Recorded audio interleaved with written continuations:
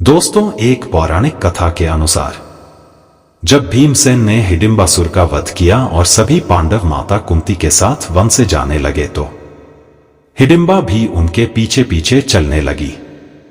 हिडिंबा को पीछे आता देख भीम ने उससे जाने के लिए कहा तथा उस पर क्रोधित भी हुए। तब युधिष्ठिर ने भीम को रोक लिया। हिडिंबा ने कुंती व युधिष्ठिर से कहा कि इन अति बलशाली भीमसेन को मैं अपना पति मान चुकी हूं। इस स्थिति में अब ये जहां भी रहेंगे मैं भी इनके साथ ही रहूंगी। आपकी आज्ञा मिलने पर मैं इन्हें अपने साथ लेकर जाऊंगी और थोड़े ही दिनों में लौट आऊंगी। आप लोगों पर जब भी कोई परेशानी आएगी उस समय मैं तुरंत आपकी सहायता के लिए आ जाऊंगी।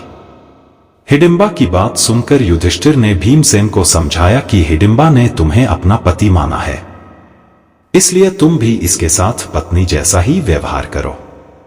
यह धर्मानुकूल है। भीमसेन ने युधिष्ठिर की बात मान ली। इस प्रकार भीम व हिडिंबा का गंधर्व विवाह हो गया। तब युधिष्ठिर ने हिडिंबा से कहा कि तुम प्रतिदिन सूर्यास्त के पूर्व तक पवित्र होकर भीमसेन की सेवा में रह सकती हो। भीमसेन दिन भर तुम्हारे साथ रहेंगे और शाम होते ही मेरे पास आ जाएंगे। तब भीम ने कहा कि ऐसा सिर्फ तब तक ही होगा जब तक हिडिंबा को पुत्र की प्राप्ति नहीं होगी। हिडिंबा ने भी स्वीकृति दे दी और भीमसेन के साथ आनंदपूर्वक जीवन व्यतीत करने लगी। 1 वर्ष व्यतीत होने पर हिडिंबा का पुत्र उत्पन्न हुआ।